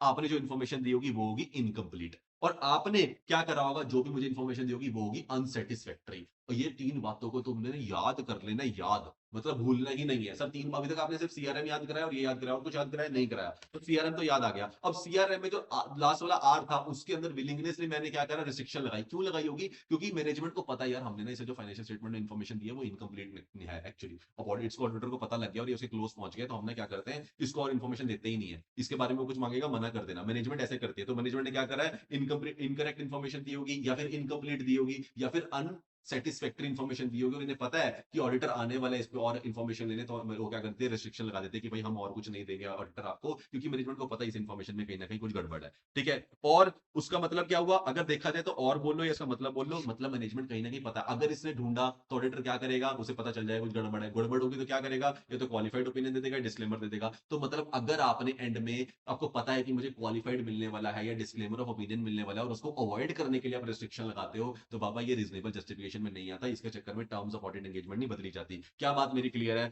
और टू अवॉइड क्वालिफाइड और डिस्क्लेमर ऑफ ओपिनियन, मतलब अगर आपने कोई इंफॉर्मेशन ऐसी थी जो इनकम्प्लीट थी या फिर इनकरेक्ट थी या फिर अनसेटिस्फैक्टरी थी, इसका मतलब आप क्या अवॉइड करना चाह रहे थे, क्वालिफाइड या डिस्क्लेमर ऑफ ओपिनियन या फिर एडवर्स ओपिनियन अवॉइड करना चाह रहे थे। अगर एक्टिव केस के चक्कर में आप मुझसे रिस्ट्रिक्शन लगाओगे तो मुझसे उम्मीद मत रखना कि मैं क्या मान जाऊंगा, टर्म्स एंड कंडीशन को चेंज करने को मान जाऊंगा। क्या मेरी बात क्लियर है या नहीं है? बिल्कुल सर क्लियर। चलिए, उसके बाद आता है सर क्या, sir reasonable yes, reasonable yes या रीजनेबल नो, ये हम पढ़ चुके हैं, बिल्कुल पढ़ चुके हैं सर। अब आता है क्या, बहुत प्यारा सा एरिया जो बहुत बार आया है और बहुत बार आपको चार चार पांच पांच नंबर में पूछा जाने की पूरी पूरी उम्मीद है। चलिए सर, रीजनेबल तो है यस, मिसअंडरस्टैंडिंग, सर मिसअंडरस्टैंडिंग क्या हो गई? अब एक मिसअंडरस्टैंडिंग वाला पॉइंट याद है आपको? बिल्कुल सर याद है, आपने ऊपर बताया था मिसअंडरस्टैंडिंग में ना वो एश्योरेंस लेने आया था, हमने सोचा आर ए, उसने करवाना था एल ए। क्या बात याद है? बिल्कुल। अब वो वही वाली बात कर रहा है, कह रहा सर अब ऐसा है कि कर तो दो। मैंने कहा क्या कर दो? कह रहा सर मेरे को ऑडिट नहीं कराना, ऑडिट से रिव्यू करवाना है। मैंने बोला यार देख ऐसा है, अगर तुम मुझे R A to L A करना चाहते हैं ना चेंज,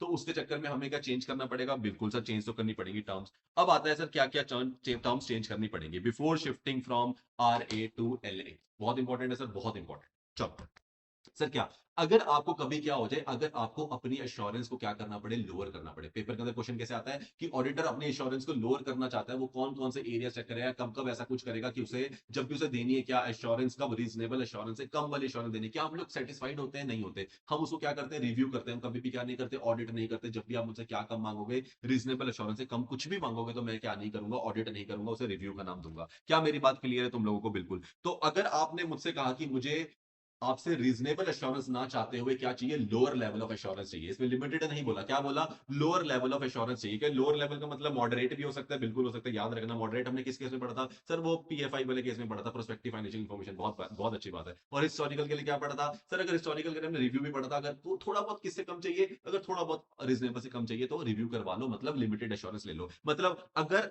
रीजनेबल एश्योरेंस से कम लेवल की एश्योरेंस चाहिए, उससे लिए आपके लिए पास क्या होनी चाहिए कि रीजनेबल जस्टिफिकेशन होनी चाहिए। क्या ऊपर एक रीजनेबल जस्टिफिकेशन रीजन था? हाँ सर मिसअंडरस्टैंडिंग होगी। क्या रीजनेबल रीजन लग रहा है? बिल्कुल लग रहा है। फिर उसके बाद एनी कॉन्ट्रेक्चुअल और लीगल इंप्लीकेशन ऑफ चेंज, आपके पास कोई ना कोई कॉन्ट्रेक्चुअल या फिर लीगल क्या होना चाहिए, इंप्लीकेशन होनी चाहिए उस चेंज का, मतलब कहीं ना कहीं लॉ रेगुलेशन की वजह से, या फिर कहीं ना कहीं आपको लगना चाहिए कि सर ये वाला चेंज ना जरूरी है, इसको क्या करना है, लिमिटेड लेवल पे ही करना है, कहीं ना कहीं ये कॉन्ट्रेक्चुअली लीगली जरूरी है, तो आपको क्या करना पड़ेगा? बिल्कुल करना पड़ेगा। तीसरा, अब ऑडिटर क्या देखते हैं, ऑडिटर कहता है यार देख ऐसा है, मैं कहीं ना कहीं जब तेरा ऑडिट कर रहा था मैंने कुछ ऑडिट प्रोसीजर्स तो करके रखे ही थे, अब तेरे को तूने मुझे बताया कि तेरे को ऑडिट नहीं करवाना, रिव्यू करवाना है, तो जो मैंने ऑडिट प्रोसीजर परफॉर्म करे थे, अगर मैंने ऑडिट के लिए करे थे, क्या वो रिव्यू के लिए तो चली जाएंगे ना? ऑडिट के लिए तो मैं ज्यादा चेकिंग करता हूँ, रिव्यू के लिए तो कम करता हूँ। तो अगर मैंने कुछ ज्यादा चेक कर रखा है तो उससे कोई प्रॉब्लम तो नहीं होती? क्या ऑडिटर अपने ऑडिट प्रोसीजर को यूज कर पाएगा जो उसने ऑडिट के लिए करे थे, लेकिन अब रिव्यू करवाने बिल्कुल कर पाएगा। तो ऑडिट प्रोसीजर्स ऑलरेडी परफॉर्म्ड में भी रेलिवेंट, तो वो सारे रेलिवेंट माने जाएंगे, रेलिवेंट माने जाएंगे। और उसके बाद चौथे नंबर पे क्या कह रहा है कि सर अगर उस अब क्या करेगा वो, अब कहीं ना कहीं अगर उसे रिव्यू करवाने के लिए एकदम से चेंज करा, तो उसको जो भी अब वो नेक्स्ट स्टेप लेने वाला है, मतलब नया जो वर्क करने वाला है, जो नया ऑडिट प्रोसीजर लगाने वाला है वो, या फिर वो जो रिपोर्ट देने वाला है, क्या वो एज पर रिव्यू देगा या नहीं देगा? बिल्कुल सर देगा। जैसे ही उसे पता चल जाता है क्या कि मुझे ऑडिट नहीं रिव्यू करना है, तो जो भी नेक्स्ट स्टेप वो लेने वाला होता है, मतलब न्यू वर्क परफॉर्म्ड, मतलब कोई भी ऑडिट प्रोसीजर जो नया करेगा या फिर जो रिपोर्ट देने वाला है, वो किसके बेसिस पे देगा सर? रिव्यू एंगेजमेंट के, मतलब रिवाइज जो एंगेजमेंट हुई है, अगर उसे रिव्यू करवा रहे हो तो रिव्यू, अगर उसे मॉडरेट चाहिए तो आपको तो मॉडरेट के बेसिस पे वो क्या करके दे देगा आपको, नेक्स्ट वाला स्टेप हो उसके बेसिस पे लेगा। क्या यहाँ तक पॉइंट क्लियर है? पहले उसका एक लास्ट लेकर बाद में बताऊंगा। क्या यहाँ तक क्लियर है? जल्दी से मेरे साथ सर, जल्दी से मेरे साथ सर। सर क्या सर, अगर किसी भी केस में क्लाइंट की रिक्वेस्ट आती है मैंने ऑडिटर के पास कि सर हमें क्या नहीं चाहिए, हमें रीजनेबल एश्योरेंस से कम लेवल की एश्योरेंस चाहिए है, तो उसको करने के लिए ऑडिटर को कुछ फैक्टर्स को देखना पड़ता है, उससे बिना उसे नहीं करनी है। क्या फैक्टर्स को देखना पड़ता है? अगर उसे पहले तो जेन्युइन रीजन चेक करना है तो उसे रीजनेबल जस्टिफिकेशन चेक करनी पड़ेगी। क्या रीजन जेन्युइन आया या नहीं आया? जेन्युइन आया सर, मिसअंडरस्टैंडिंग हुई थी, जेन्युइन रीजन आया। अगर जेन्युइन रीजन आया या फिर दूसरा रीजन क्या है, जेन्युइन रीजन वो ना हो, कहीं ना कहीं law and implication contractual obligation है हमारे ऊपर जिसकी वजह से हमें करना पड़ रहा है, तो भी ठीक है। अगर ये दोनों बातें मिल जाती हैं तो तीसरे केस में ऑर्डर कहता है कि देख भाई ऐसा है, मैं कुछ ऑडिट प्रोसीजर तो परफॉर्म कर चुका हूँ, ये मेरे लिए रेलिवेंट रहेगी, क्योंकि अगर ये ऑडिट के लिए रेलिवेंट थे तो रिव्यू के लिए तो रेलिवेंट रहेगी। तू कम लेवल पे आ रहा है, लोअर लेवल चाहिए, मैंने हायर चेकिंग कर रखी, क्या रेलिवेंट होंगे, बिल्कुल रेलिवेंट होंगे। चौथे नंबर पे अब जो मैं नेक्स्ट स्टेप लूंगा, जो भी नया वर्क करूंगा, मतलब नया प्रोसीजर लगाऊंगा या मैं जो रिपोर्ट दूंगा, वो तेरे को मैं रिव्यू के हिसाब से दूंगा, अब तेरे को ऑडिट के हिसाब से नहीं मिलेगी। यहाँ तक क्लियर है? बिल्कुल। एंड साथ में लास्ट में बोलता है report on the related services. Sir ये कौन सा पॉइंट आया, याद है तुम्हारे को? SRS पढ़े थे हमने 4400 की सीरीज, बिल्कुल। तो उसमें एक पॉइंट है, इसमें की है छोटा सा है, बहुत इंपॉर्टेंट है क्या, कि अगर आपने रिपोर्ट, अगर वो कहता है कि रिपोर्ट ऑन रिलेटेड सर्विसेज लेने आया, रिलेटेड सर्विसेज पे अगर वो मुझसे रिपोर्ट लेने आया, तो उस वाले केस में मैं क्या बोलता हूँ, नॉट टू रेफर।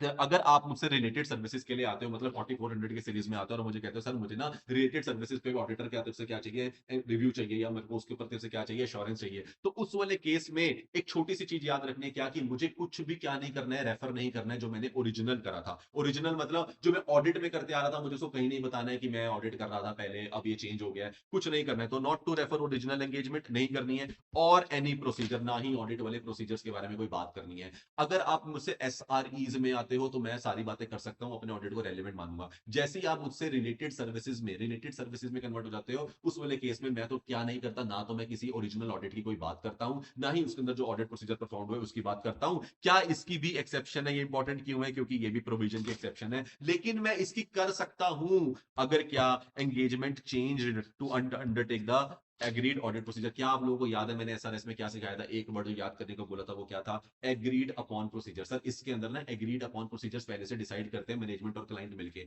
अगर ऐसा है और आप लोगों ने खुद से एग्रीड अपॉन प्रोसीजर डिसाइड करा है, तो उसके अंदर आप ऑडिट के जो प्रोसीजर परफॉर्म करें, क्या उसकी बात अगर लिख दोगे तो वो चल जाएगी? बिल्कुल चल जाएगी। मतलब अगर एंगेजमेंट क्या करती है, चेंज करती है, तो अंडरटेक करने के लिए क्या, एग्रीड अपॉन प्रोसीजर्स दस can refer the original audit procedure. तो उस वाले केस में क्या कर सकते हो, ओरिजिनल ऑडिट प्रोसीजर को रेफर कर सकते हो। सर क्या क्या बोल दिया आपने, हमें नहीं समझ आया, मैं तुम्हारे को दोबारा से समझाऊंगा जल्दी से। सर पहले नंबर पे क्या, अगर सर आपको रीजनेबल एश्योरेंस है, कम इंश्योरेंस क्या चाहिए, एश्योरेंस चाहिए, सर दे देंगे। देने से पहले क्या करना पड़ेगा, क्वेश्चन, रीजनेबल जस्टिफिकेशन है या नहीं है? रीजनेबल जस्टिफिकेशन है या नहीं बता दो मुझे, मिल जाएगी तो ठीक है। उसके बाद कोई भी कॉन्ट्रेक्चुअल लीगल इम्प्लीकेशन है इसकी, तो वो क्लियर कर लो, कर ली सर। उसके बाद जो मैंने ऑडिट प्रोसीजर ऑडिट में परफॉर्म करे, क्या वो प्रोसीजर चल जाएंगे, रेलिवेंट होंगे? बिल्कुल रेलिवेंट होंगे। उसके बाद चौथे नंबर पे क्या आया, कि जो भी नया वर्क परफॉर्म करूंगा, मतलब नया ऑडिट प्रोसीजर करूंगा या रिपोर्ट दूंगा, वो किसके हिसाब से दूंगा, जो भी नई तुमने मुझसे एश्योरेंस मांगी उसके अकॉर्डिंगली दे दूंगा। अब सर जो आपने ऊपर रेलिवेंट की बात करी कि जो ऑडिट प्रोसीजर ऑडिट वाले थे वो रेलिवेंट थे, बिल्कुल थे, लेकिन अगर आप मुझसे क्या करते हो, मुझसे क्या मांग रहे हो, assurance on the related services मांग रहे हो, रिपोर्ट किससे मांग रहे हो, रिलेटेड सर्विसेज के लिए आपको रिपोर्ट चाहिए जो SRS होते हैं, तो उस वाले केस के अंदर हम एग्रीड अपॉन प्रोसीजर्स आते हैं। अब जब आप ऑलरेडी एग्रीड अपॉन प्रोसीजर उसके अंदर करते हो, तो या तो पहले वाली बात खाने क्या, कि पहले तो आप क्या ना करो, फिर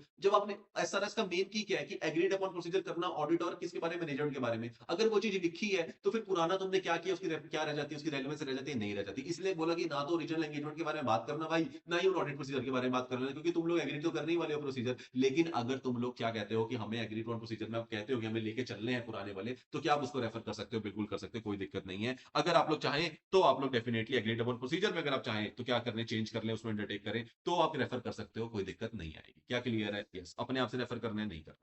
क्या मेरी बात समझ आ गई सर? आ गई?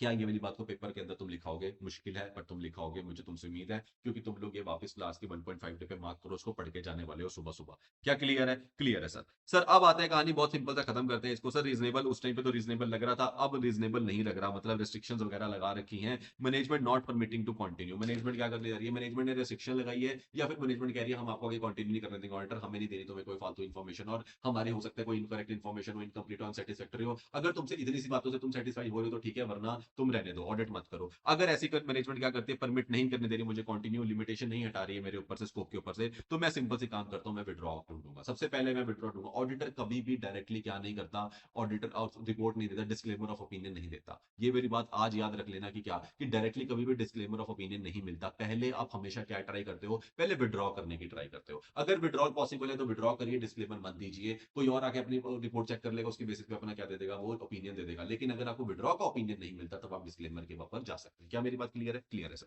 तो सर क्या बोला, कि जैसे ही मेरे पास रेस्ट्रिक्शन लगाई गई और मैनेजमेंट कह रही है मुझे विलिंगनेस नहीं, वो क्या नहीं देने दे रही, परमिट नहीं करने दे रही कंटिन्यू करने को, तो सिंपल है भाई, विड्रॉ करूंगा। अगर लॉ रेगुलेशन अलाउ करती है, सिंपल, क्योंकि लॉ रेगुलेशन अगर मुझे बांध रखे कि रिपोर्ट देके जानी तो रिपोर्ट देके जानी पड़ेगी, फिर विड्रॉ नहीं कर पाऊंगा, अदरवाइज विड्रॉ करूंगा और डिटरमाइन करूंगा मेरी कोई भी ऑब्लिगेशन है क्या, किसके ऊपर, कॉन्ट्रेक्चुअल और नॉट, मतलब मेरी कोई भी ऑब्लिगेशन नहीं होनी चाहिए। मतलब किन लोगों को आपकी ऑब्लिगेशन होती है, ऑडिटर जिस जो तेरे को हायर करते हैं भाई, ओनर्स लेके आए थे नहीं लेके आए थे, शेयर होल्डर्स कहते हैं ना, कहीं ना कहीं हमें कोई ऐसा पार्टी लानी है जो किसी भी तरफ इंडिपेंडेंट होना चाहिए, तो कहीं ना कहीं हमारी अपॉइंटमेंट कौन करता है, शेयर होल्डर्स हमारी अपॉइंटमेंट करते हैं। लॉ में पढ़ते हो, बिल्कुल पढ़ते हो, 139 सेक्शन है या नहीं है सर। तो अगर लॉ ने बोला कि भाई देख ऐसा है, जिनको जो तेरे को लेके आए थे ना उनको बताना तेरा फर्ज है कि तू विड्रॉ कर रहा है, मैंने बोला बिल्कुल सही बात है। तो वो तेरे ऊपर क्या है, कॉन्ट्रेक्चुअल ऑब्लिगेशन हुई या नहीं हुई, बिल्कुल हुई। तो मेरे ऊपर कहीं ना कहीं कोई कॉन्ट्रेक्चुअल ऑब्लिगेशन या कॉन्ट्रेक्चुअल नहीं भी हो सकती, पर ऑब्लिगेशन हो सकती है। किनके अगेंस्ट सर, ओनर्स के अगेंस्ट जो ऑडिटर को लाए थे, मैनेजमेंट या टीसीडब्ल्यू के जो ऑडिटर को क्या करने थे, रिस्ट्रिक्शन लगा रहे थे, और रेगुलेटर्स को आप बता सकते हो कि कुछ गड़बड़ है भाई, मेरे को कहीं ना कहीं लग रहा है कुछ इनकम्प्लीट अनसेटिस्फैक्टरी इन्फॉर्मेशन है जो मैनेजमेंट छुपा रही है, इसी वजह से मेरे को क्या करना पड़ रहा है, विड्रॉ करना पड़ रहा है। तो आप रेगुलेटर्स के लिए भी क्या कर सकते हो, उनको आप इन्फॉर्म कर सकते हो, मतलब आप उनको क्या बता के जा सकते हो कि मैं विड्रॉ कर रहा हूँ इसके अंदर से, क्योंकि मुझे क्या नहीं मिल रही है, मुझे रिस्ट्रिक्शन लगाई जा रही है। क्या क्लियर है सर? बिल्कुल क्लियर है। मतलब सर ओनर्स के अगेंस्ट, मैनेजमेंट के और रेगुलेटर्स को क्या करते हो, इन्फॉर्म करते हो before you leave the client. क्या क्लियर है मेरी बात सर? डन।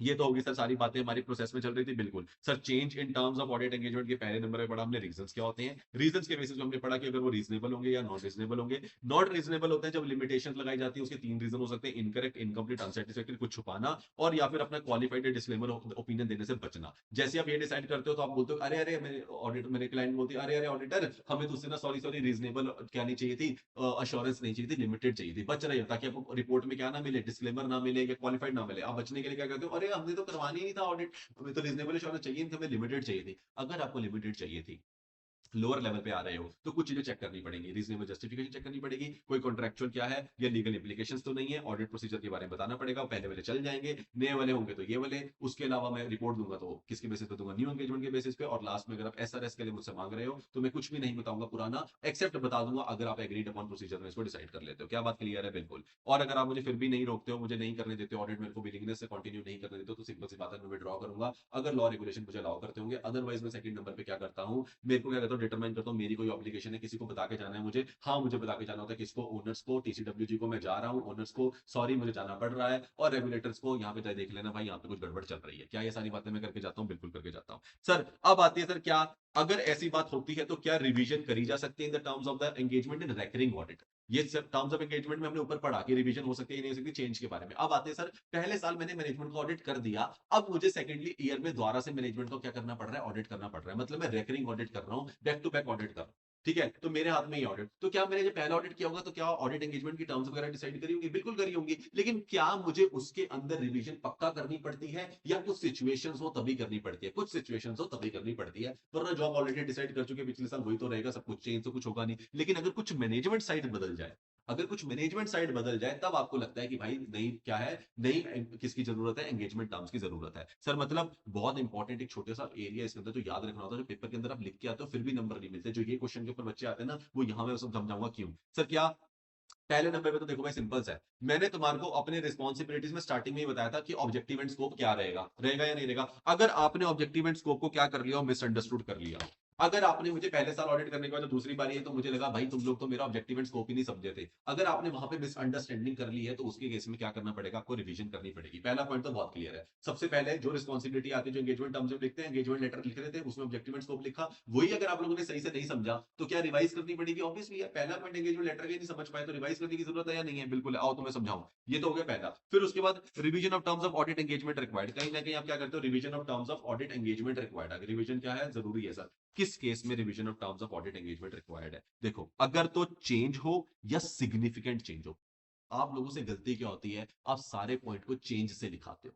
दो ऐसे पर्टिकुलर एरियाज है जो सिग्निफिकेंट चेंज होगा तभी रिवीजन होगी, वरना नहीं होगी। इसका मतलब समझना मुझसे। पहले चेंज की बात करते हैं, इजी वाला। आप लोग क्या लिख के आते हो, आप लोग बहुत प्यार से लिखोगे, एएफआरएफ की बात हुई थी। हाँ, अगर एएफआरएफ में अंदर मतलब फाइनेंशियल रिपोर्टिंग फ्रेमवर्क के अंदर चेंज आ गया तो डेफिनेटली एंगेजमेंट की टर्म्स में भी क्या करना पड़ेगा, चेंज करना पड़ेगा। अगर लॉ रिक्वायरमेंट ने बोला चेंज कर लो तो चेंज करना पड़ेगा। अगर सीनियर मैनेजमेंट में चेंज आ गया, मतलब जिन लोगों के पास, जो लोग वैसे ऑडिट करने आए थे, जिन लोगों से मैंने ये टर्म्स वगैरह डिसाइड करी थी, आज वो की लोग आपकी ऑर्गेनाइजेशन में नहीं है, बदल चुके हैं। क्या एक साल साल के अंदर लोग नहीं बदलते, बिल्कुल बदलते हैं। तो जो टॉप लेवल वाले लोग थे जिनसे ऑडिट की बातें हुई थी वो आज है ही नहीं। तो change in the senior management मतलब आपको चेंज करना पड़ेगा, या फिर अगर कोई अदर रिपोर्टिंग रिक्वायरमेंट मांग रही है, एड ऑन हो गई है, जैसे कैरो होता है, या फिर अगर मान लो कोई कंपनीज एक्ट के लिए आपकी स्पेसिफिक रिक्वायरमेंट है जिसकी वजह से आपको क्या करनी पड़ती है, कोई टर्म्स चेंज करनी पड़ती है, तो इन चारों केसेस के अंदर तो अगर चेंज आएगा तो क्या मेरी टर्म्स भी चेंज होंगी? बिल्कुल होगी। रेकरिंग ऑडिट की बात कर रहा हूं, बिल्कुल कर रहा हूं। तो सर पहले ऑडिट किया, कैरो की रिक्वायरमेंट नहीं थी, अब कैरो की रिक्वायरमेंट लग गई, तो उस वाले केस में क्या चेंज करना पड़ेगा? बिल्कुल करनी पड़ेगी टर्म्स एंड कंडीशन। तो सर अगर मुझे टर्म चेंज करनी है, पहला रीजन ऑब्जेक्टिव एंड स्कोप को मिसअंडरस्टैंड समझना, दूसरे नंबर पे या तो मेरे को एफआरएफ में बदल जाए, या फिर लॉ रेगुलेशन, या फिर कोई अदर रिपोर्टिंग रिक्वायरमेंट आ जाए, या फिर सीनियर मैनेजमेंट में चेंज हो जाए। ये सारे रीजन में आपको क्या करनी पड़ती है? रिवीजन करनी पड़ती है। सर दो सिग्निफिकेंट चेंज होंगे तभी होगी रिवीजन, अगर इसमें सिर्फ चेंज होगा तो रिवीजन नहीं होगी।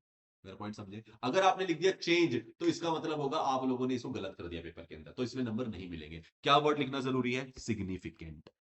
सिग्निफिकेंट का मतलब अगर सिग्निफिकेंट चेंज इन ओनरशिप हो जाए, सिग्निफिकेंट चेंज इन ओनरशिप का मतलब समझते हो तुम? कम से कम 20 से 25% की ओनरशिप का बदल जाना, मोर देन 20 एटलीस्ट। अगर आप लोगों ने लिख दिया चेंज और मान लो कोई 5% कंपनी की क्या हो जाती है, ओनरशिप में चेंज आ जाता है, तो इसका मतलब क्या हो जाएगा? क्या आपको रिवाइज करनी पड़ेगी? गलत नहीं हो जाएगा? बिल्कुल। तो एक सिग्निफिकेंट लिखने का मतलब ये है कि कुछ ऐसा पोर्शन चेंज हो रहा है ओनरशिप का कि पहले जो लोग थे उसमें से 20% ऑफ द लोग ही चेंज हो चुके हैं, ओनरशिप बदल चुकी है, तब क्या होगा? डेफिनेटली रिवाइज करनी पड़ेगी, और 20% के लिए रिवाइज करना बहुत जरूरी है। और नेचर एंड साइज में सिग्निफिकेंट चेंज आ रहा। नेचर एंड साइज में मतलब पहले हम अपनी छोटी सी ऑर्गेनाइजेशन होते थे, आज हम मल्टी लेवल बन गए, हमने बहुत सारे मर्जर वगैरह कर लिए, एक्विजिशन कर लिए, ग्रोथ हो गई है, ऐसा कुछ बड़ा नेचर या साइज में क्या हो जाना, बहुत बदलाव आ जाना, बड़ा बदलाव आना, उस वाले केस के अंदर ही आपको क्या करनी पड़ती है सर? उस वाले केस के अंदर ही हमारे को रिवीजन करनी पड़ती है। क्या मेरे पॉइंट्स क्लियर है बच्चों को? Yes sir. Sir objective and scope का मिसअंडरस्टैंडिंग हो जाना, सीनियर चेंज आएगा किसमें? सीनियर मतलब सिग्निफिकेंट चेंज आएगा सर किसके अंदर? सिग्निफिकेंट चेंज ओनरशिप के अंदर, नेचर एंड साइज के अंदर। उसके अलावा चेंज आएगा सर, चेंज किसके अंदर आएगा?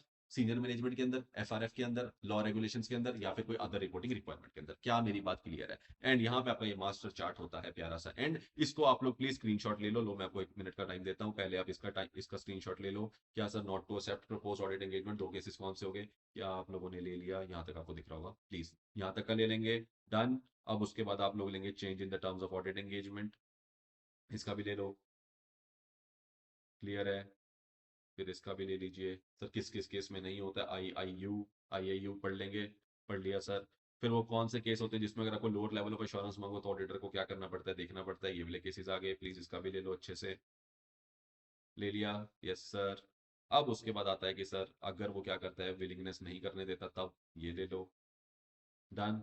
और लास्ट में एक टॉपिक आता है sir, revision in the terms of audit engagement in recurring audit, अगर रेकरिंग ऑडिट में होता है तो इसका भी ले लीजिए। क्या क्लियर है? चलो चलिए जी, अब हम सर हमारे को एक बार वापस बुक पे ले चलो। आ जाओ जी। अब तुम लोगों को मैं दिखा भी देता हूँ कि ये बातें ऐसी लिखी हैं, कुछ और भी लिखा है, ये लो। Sir what happens if the precondition for the auditor not present? ये हमने बात कर ली कि डिस्कस करना पड़ेगा टीचर तुझे एक्सेप्ट नहीं करने का, यही वाली बात करी हमने। यस अगर एएफआरएफ अनएक्सेप्टेबल हो, यस मैनेजमेंट अंडरस्टैंड ना करे, यस बिल्कुल सर ये बातें हम कराए हैं, यस सर हम कराए हैं, बहुत बढ़िया। Limitation on scope prior to the audit engagement acceptance, limitation लगाई जा रही है prior to the audit engagement acceptance से पहले। तो क्या करेंगे? Don't accept the audit engagement, audit engagement accept करने की जरूरत नहीं है अनलेस लॉ रेगुलेशन ने बोला हो, तब तो कर लो। अदरवाइज आपको अगर आपको पहले से दिख रहा है कि मैंने पहले बोला कि इन्फॉर्मेशन देना, वही मना कर देते, नहीं नहीं सर हम सारी इन्फॉर्मेशन नहीं देंगे, हम किसी से मिलने नहीं देंगे आपको, तो फिर तो भाई रहने दो, ऑडिट ही नहीं करना मुझे। फिर acceptance of a change in the terms of the audit engagement, अगर आप चेंज मांगती हैं ऑडिट एंगेजमेट तो क्या क्या हमने पढ़ लिया? Change in the circumstances, yes sir हमने पढ़ लिया है।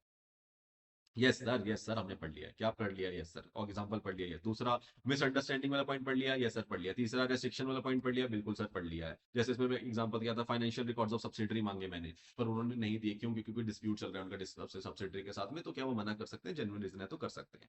ठीक है सर। अगर वो रीजनेबल बेसिस माना जाएगा, यूजली 1 और 2 को रीजनेबल बेसिस माना जाता है, बट 3 को रीजनेबल बेसिस नहीं माना जाता। माना जाएगा अगर क्या होगा, अगर आपने कोई डिस्प्यूट चल रहा है, अदरवाइज मुझे लगेगा आपको इनकम्प्लीट इन्फॉर्मेशन है, या फिर इनकरेक्ट है, या फिर अनसेटिस्फैक्टरी। क्या ये बातें ही मैंने बताई? बिल्कुल। या फिर आप अवॉइड करना चाहते हो क्या?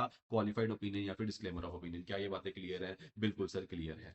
चलो आगे। यस सर चल दीजिए। अगर आपको लोअर लेवल ऑफ एश्योरेंस चाहिए मुझसे, पहले आपने मांगी मुझसे क्या? हाँ, मैं आपको देने लगा था रीजनेबल एश्योरेंस, अब आप मांग रहे हो मुझसे लोअर लेवल ऑफ एश्योरेंस। अगर ऐसे वाली कहानी है सर, तो फिर मुझे क्या करना पड़ेगा सर? उसके अंदर मुझे वही वाली बातें जो मैंने आप लोगों को बताई, क्या सर रिव्यू करना पड़ेगा या फिर रिलेटेड सर्विसेज के लिए? तो वो कह रहे हैं सर हमें या तो आपसे रिव्यू करवाना था, या फिर हमें रिलेटेड सर्विसेज से रिलेटेड रिपोर्ट चाहिए थी। अगर ऐसे वाला केस है तो उसे क्या करना पड़ेगा? एनी लीगल और कॉन्ट्रेक्चुअल इंप्लीकेशंस की हमने क्या बात करी थी? बिल्कुल बात करी थी। ये सारा कुछ क्या कर लेता हूँ मैं, चेक कर लेता हूँ। रीजनेबल जस्टिफिकेशन रिपोर्ट्स जो इशू होंगी वो रिवाइज एंगेजमेंट टर्म्स के बेसिस पे हो जाएंगी। Not to include the anything, क्या हमने ये वाली बात करी सर? बिल्कुल करी। क्या इंक्लूड नहीं करना है? ओरिजिनल ऑडिट एंगेजमेंट के बारे में मत बताना जब आप एसआरएस के बारे में बता रहे हो, और जो भी प्रोसीजर आपने बताया वो नहीं बताना। एक्सेप्शन पड़ी या नहीं पड़ी? यस पड़ी सर। अगर हमने एग्रीड अपॉन प्रोसीजर्स के अंदर अगर आप उसकी बात कर लेते हो तो आप उसे बता सकते हो। क्या बात क्लियर है? Yes sir. Sir recourse available to auditor in situation of the non agreement to a change in the terms of the audit engagement, and अगर क्या सर recourse available है, अगर क्या होता है नॉन एग्रीमेंट होता है द चेंज ऑफ दैट, बिल्कुल आप विड्रॉ कर सकते हो। क्या बात करी हमने? बिल्कुल करी। आप अपनी कोई ऑब्लिगेशन देख लेना किनके अगेंस्ट में, टीसीडब्ल्यूजी, ओनर्स और रेगुलेटर्स। क्या सर ये वाली बात हम कर चुके हैं? सर बिल्कुल कर चुके हैं सर। क्या क्लियर है sir? Terms of audit engagement recurring audit के केस में कब कब चेंज होती है सर? ये रहा सर, ऑब्जेक्टिव एंड स्कोप में चेंज आना। कोई ऑडिट एंगेजमेंट की टर्म्स को ही बदलना पड़ रहा है, अगर किसी रीजन की वजह से उसी की रिवीजन मांग रही है तब तो चेंज कर ही देंगे। अदरवाइज चेंज 4 और 2 सिग्निफिकेंट चेंज। क्या क्लियर है? ये दोनों पार्ट सिग्निफिकेंट वाले हैं, बाकी सारे चेंज चेंज चेंज वाले हैं। क्या ये वाली बात मेरी क्लियर है? यस सर, आपकी ये वाली बात भी क्लियर है। चलूं आगे? यस सर, चलिए आगे। ओके सर, उसके बाद क्या आया? उसके बाद हमारा यहाँ पे प्यारा सा टॉपिक एंड हो जाता है जिसे बोलते हैं SA 210।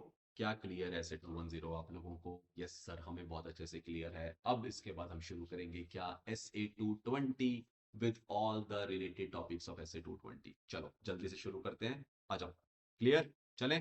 चलो।